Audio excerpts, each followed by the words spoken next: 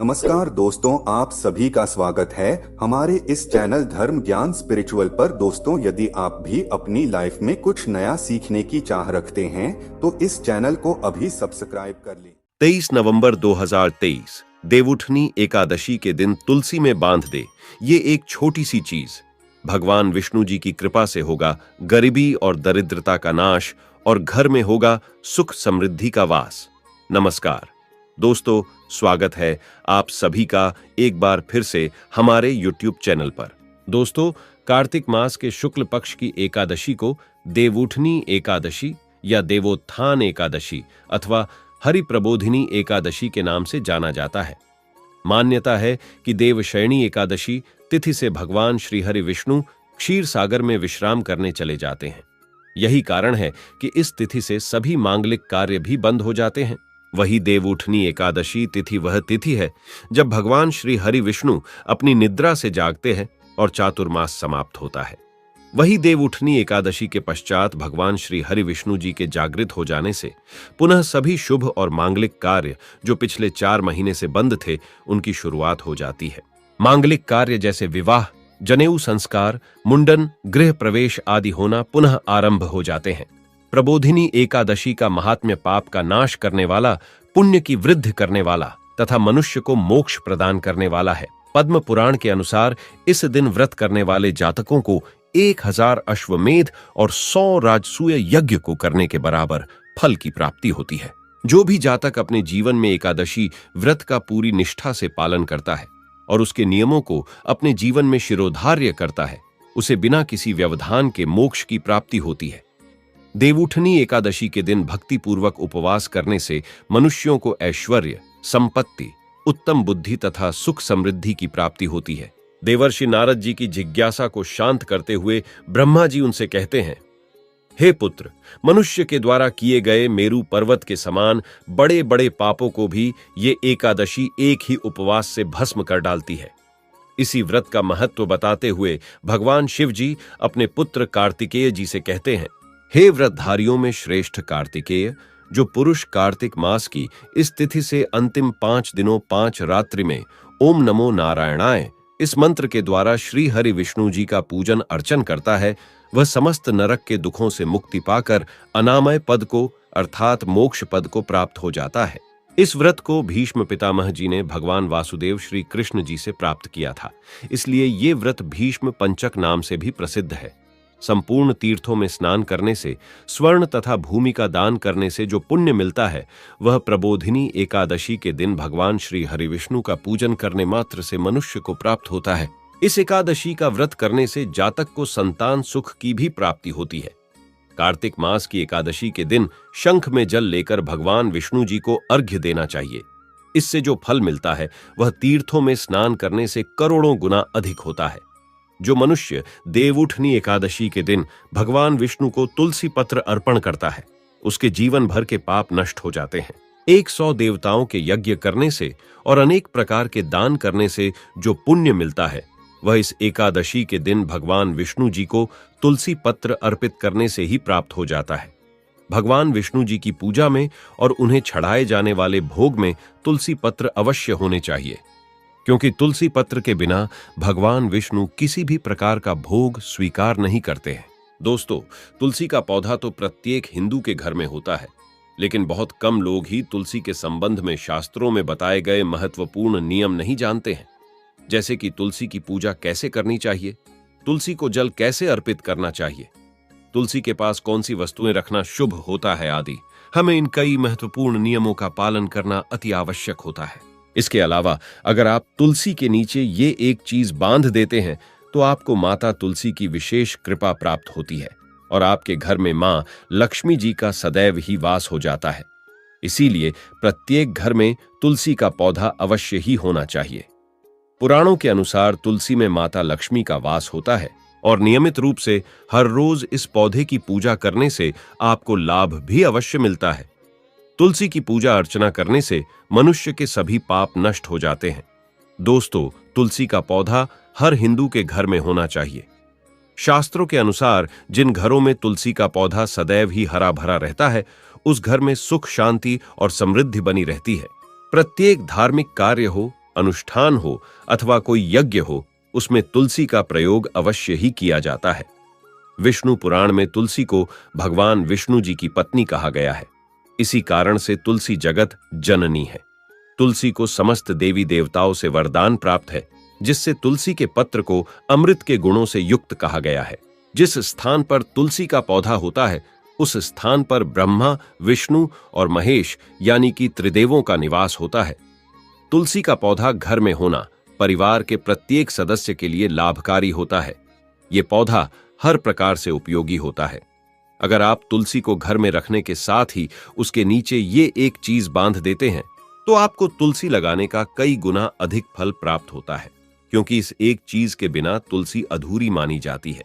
ये चीज तुलसी को संपूर्ण बनाती है, इसीलिए शास्त्रों में इसका सबसे अधिक महत्व बताया गया है। दोस्तों, हमारे भारत में ही नहीं बल्कि संसार के अधिकतर देशों में तुलसी को बहुत ही गुणकारी और फायदेमंद पौधा माना गया है। तुलसी के पौधे में अनेक औषधीय गुण पाए जाते हैं और इसका आध्यात्मिक तौर पर भी बहुत अधिक महत्व बताया गया है। दोस्तों, अगर आपके घर में तुलसी है तो परिवार की सुख शांति और समृद्धि के लिए आप मां तुलसी को चुनरी अवश्य चढ़ाएं। अक्सर लोग घर में तुलसी का पौधा तो लगा देते हैं, लेकिन उनसे ये गलती हो जाती है कि वो माता तुलसी को चुनरी नहीं चढ़ाते हैं, जिसके कारण उन्हें तुलसी लगाने का शुभ फल प्राप्त नहीं हो पाता है। दोस्तों, हमेशा ध्यान रहे कि तुलसी का पौधा चुनरी के बिना अधूरा होता है। तुलसी केवल एक पौधा नहीं है, बल्कि वह एक देवी है, भगवान विष्णु जी की पत्नी है। उन्हें हम अपनी माता मानते हैं और इसीलिए तुलसी को चुनरी अवश्य ही चढ़ानी चाहिए। मां तुलसी को चुनरी चढ़ाने से घर में रहने वाली महिलाएं सदा सुहागिन और सौभाग्यशाली रहती हैं। पति पत्नी के बीच आपसी प्रेम और विश्वास बना रहता है। दोस्तों, अगर आप तुलसी जी को चुनरी चढ़ाते हैं तो चुनरी चढ़ाते समय आपको यह बात ध्यान में रखनी है कि आप तुलसी मां को लाल रंग की चुनरी कभी ना चढ़ाएं। लाल रंग का संबंध मंगल ग्रह से होता है और बुध ग्रह तुलसी से संबंधित होता है। मंगल और बुध ग्रह मित्र नहीं है। बुध के अनुकूल शुक्र ग्रह और शनि है और इसीलिए तुलसी पर कभी भी लाल चुनरी नहीं चढ़ानी चाहिए। आप तुलसी पर हरे रंग की या पीले रंग अथवा नीले रंग की चुनरी चढ़ा सकते हैं, लेकिन कई लोग पुरानी फटी हुई चुनरी तुलसी पर बांध देते हैं। ऐसा करना शास्त्रों में अशुभ माना गया है। तुलसी पर हमेशा नई चुनरी ही बांधनी चाहिए। अगर चुनरी पुरानी हो गई है या फट चुकी है तो तुलसी पर आप नई चुनरी बांधे। चुनरी बांधने के लिए एकादशी का दिन सर्वोत्तम होता है। आप किसी भी एकादशी के दिन नई हरी पीली या नीली चुनरी लाकर उसे तुलसी के पौधे में बांध दें। इसके आपको कई गुना अधिक शुभ फल प्राप्त होंगे। तुलसी को कभी भी बिना चुनरी के ना रखें। दोस्तों, कुछ लोग जाने अनजाने में तुलसी के पास ऐसी चीजें रख देते हैं जिससे मां तुलसी का अपमान होता है। तुलसी का पौधा बहुत ही संवेदनशील होता है। इसकी अच्छी तरह से देखभाल करनी पड़ती है, तभी इसके शुभ फल आपको प्राप्त होते हैं। तुलसी के पास भूल से भी जूते, चप्पल अथवा झाड़ू, पोछा नहीं रखना चाहिए। इसे पाप माना गया है। तुलसी के पास जल से भरा हुआ पात्र भी नहीं रखना चाहिए। तुलसी के पौधे में शिवलिंग और गणेश जी की प्रतिमा नहीं रखनी चाहिए। साथ ही तुलसी के गमले में अन्य किसी भी प्रकार का पौधा भी नहीं लगाना चाहिए। ये अशुभ होता है। तुलसी के पौधे के पास आपको अपने मुख से अपशब्द भी नहीं बोलने चाहिए। जहां पर तुलसी का पौधा होता है, उस स्थान के आसपास थूकने से घोर अनर्थ होता है। तुलसी के पौधे के पास दीपक जलाने के बाद दीपक को वहां से हटा देना चाहिए, क्योंकि तुलसी के नीचे बुझा हुआ दीपक रखना अशुभ माना जाता है। जिस स्थान पर तुलसी का पौधा होता है या आपने जिस स्थान पर तुलसी का पौधा लगाया है, उस स्थान को हमेशा ही स्वच्छ रखना चाहिए। इसीलिए नियमित रूप से तुलसी के पौधे के पास साफ सफाई का विशेष ध्यान रखें। दोस्तों, तुलसी के पौधे को कभी भी नाखून से नहीं तोड़ना चाहिए। इससे तुलसी का अपमान होता है। तुलसी के पौधे के पास कपड़े भी नहीं सुखाने चाहिए। अगर आप ऐसा करते हैं तो कपड़ों से गंदा पानी तुलसी के पौधे पर गिर सकता है। तुलसी का पौधा कभी भी गंदे स्थान पर नहीं लगाना चाहिए। गंदा स्थान जैसे नाली अथवा बाथरूम के पास तुलसी का पौधा कभी नहीं रखना चाहिए, अन्यथा गंदा पानी तुलसी के पौधे में गिर सकता है, जो बहुत ही अशुभ माना गया है। दोस्तों, तुलसी का पौधा हमेशा ही घर के सामने लगाना चाहिए। इसे पूर्व अथवा उत्तर दिशा में लगाना सबसे अधिक शुभ होता है। घर में तुलसी का पौधा लगाते समय एक बात का ध्यान रहे कि आप इसके लिए गंदी मिट्टी का उपयोग बिल्कुल ना करें। तुलसी के पौधे के लिए शमशान की अथवा गंदगी वाले स्थान की मिट्टी का कभी उपयोग नहीं करना चाहिए। इससे मां तुलसी रुष्ट हो जाती है और तुलसी का पौधा सूखने लगता है। घर में तुलसी का पौधा कभी सूखना नहीं चाहिए। शास्त्रों के अनुसार तुलसी का पौधा सूखना अकाल मृत्यु की सूचना देता है।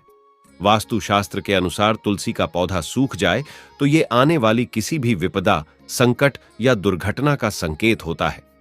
घर में तुलसी का पौधा सूख जाए तो घर की सुख समृद्धि खत्म हो जाती है। सूखी हुई तुलसी में माता लक्ष्मी जी का वास नहीं होता है। इसीलिए हमेशा तुलसी का अच्छे से ख्याल रखना चाहिए और उसे नित्य जल देकर हरा भरा रखना चाहिए। दोस्तों, यदि तुलसी के पत्ते सूखकर गिर जाते हैं तो उन्हें कचरे में भूल से भी नहीं फेंकना चाहिए। उन पत्तों को तुलसी की मिट्टी में ही दबा देना चाहिए। तुलसी में कभी भी किसी प्रकार के केमिकल भी नहीं डालने चाहिए। केवल खाद्य पदार्थ और गोबर का उपयोग करना चाहिए। साथ ही दोस्तों, इस बात का भी ख्याल रखना चाहिए कि तुलसी में कभी मकड़ी के जाले अथवा कीड़े नहीं लगने चाहिए। ऐसे स्थान पर मां लक्ष्मी कभी वास नहीं करती है। दोस्तों, अगर तुलसी के गमले में दूसरे पौधे उग जाते हैं तो उन्हें समय समय पर हटा देना चाहिए। अगर तुलसी के ही अन्य पौधे उगते हैं तो ये पौधे दूसरों को दान में देने चाहिए। माना जाता है कि जब घर में एक से अधिक तुलसी के पौधे अपने आप उगने लगते हैं तो यह आपके घर में साक्षात मां लक्ष्मी का आगमन होने का संकेत है। तुलसी के पास कभी भी कांटेदार पौधे नहीं रखने चाहिए।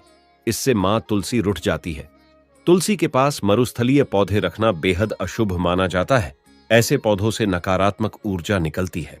शास्त्रों में कहा गया है, जिन पौधों से हरी भरी कलियों की उत्पत्ति ना हो और उसके स्थान पर कांटे निकलते हो तो ऐसे पौधों को तुलसी के पौधे के पास कभी नहीं रखना चाहिए, बल्कि मरुस्थलीय पौधे घर में किसी भी स्थान पर नहीं रखने चाहिए। इन पौधों के कारण घर का वातावरण नकारात्मक बन जाता है। जैसे कई लोग नागफनी का पौधा सजावट के नाम पर घर में रखते हैं। ऐसा करना गलत है। नागफनी का पौधा तो गलती से भी तुलसी के पौधे के पास ना रखे। यह तुलसी की संपूर्ण सकारात्मक ऊर्जा को नष्ट कर देता है। शास्त्रों में केले के पौधे का विशेष महत्व बताया गया है। अगर आप तुलसी के पास केले का पौधा लगा देते हैं तो आपको इसके कई गुना अधिक लाभ प्राप्त होते हैं। केले के पेड़ में साक्षात भगवान विष्णु जी का वास माना गया है। इसे तुलसी के पौधे के पास लगाने से घर में हमेशा सुख, शांति और समृद्धि आती है। साथ ही जिस स्थान पर भगवान विष्णु जी का वास होता है वहां पर लक्ष्मी खुद चलकर आती है। दोस्तों, आपको तुलसी के पौधे में शालिग्राम भी अवश्य ही रखना चाहिए। तुलसी के गमले में शालिग्राम रखने से तुलसी का और भी अधिक शुभ प्रभाव आपको देखने को मिलेगा। शालिग्राम भगवान श्री हरि विष्णु जी का ही निराकार रूप माना जाता है। यह काले रंग का पत्थर होता है जिसे विलक्षण और मूल्यवान माना गया है। शालिग्राम सकारात्मकता और सात्विकता का प्रतीक होता है। इसे अगर आप तुलसी के गमले में रखते हैं तो आपके घर से संपूर्ण नकारात्मक ऊर्जाएं नष्ट हो जाएंगी। दोस्तों, शालिग्राम को चंदन लगाकर उस पर एक तुलसी का पत्ता रखना चाहिए। प्रतिदिन शालिग्राम को पंचामृत से स्नान कराना चाहिए। ऐसा करने से सभी जन्मों के पाप नष्ट हो जाते हैं। दोस्तों, रविवार के दिन तुलसी के पत्ते नहीं तोड़ने चाहिए और इस दिन तुलसी को जल भी नहीं चढ़ाना चाहिए। रविवार छोड़ के बाकी अन्य दिन रोज बिना चुके तुलसी को सुबह जल देना चाहिए। शाम के समय एक दीपक भी तुलसी के सामने जलाना चाहिए। दोस्तों, अक्सर स्त्रियां स्नान के बाद अपने बाल खुले रखकर ही तुलसी को जल देती हैं। ऐसा करना शास्त्रों में गलत माना गया है। महिलाओं को हमेशा ही अपने बाल बांधकर माथे पर सिंदूर लगाकर ही तुलसी में जल अर्पित करना चाहिए। इससे तुलसी मां का विशेष आशीर्वाद प्राप्त होता है। शास्त्रों के अनुसार महिलाओं को मासिक धर्म के दौरान तुलसी के पौधे में जल नहीं चढ़ाना चाहिए और तुलसी को स्पर्श भी नहीं करना चाहिए। ये वर्जित है। तुलसी में बिना स्नान किए कभी भी जल नहीं चढ़ाना चाहिए। पैरों में चप्पल आदि पहनकर भी तुलसी को जल ना दें और तुलसी को जल देते समय एक बात का विशेष ध्यान रखें कि वह जल आपके पैरों पर ना पड़े। इससे तुलसी माता का अपमान होता है। भगवान श्री कृष्ण कहते हैं कि नित्य तुलसी के दर्शन से मनुष्य को स्वर्ग की प्राप्ति होती है और तुलसी पत्र के सेवन मात्र से उसके सभी पाप नष्ट हो जाते हैं। दोस्तों, तुलसी का पौधा कभी भी लालच में आकर नहीं लगाना चाहिए। अगर आप तुलसी का पौधा लगाते हैं तो उसकी नित्य पूजा करनी चाहिए, उसे नित्य जल अर्पित करना चाहिए और तुलसी के पौधे को हमेशा हरा भरा रखना चाहिए और कभी भी सूखने नहीं देना चाहिए। दोस्तों, अगर आप इन नियमों का पालन नहीं कर सकते तो तुलसी का पौधा घर में लगाकर तुलसी मां का अपमान भूलकर भी ना करें। इससे आपको विपरीत परिणाम भुगतने पड़ सकते हैं। तो दोस्तों, इस प्रकार से आप भी तुलसी के गमले में ये चीजें अवश्य ही रखें और सच्ची श्रद्धा से तुलसी के पौधे की देखभाल करें।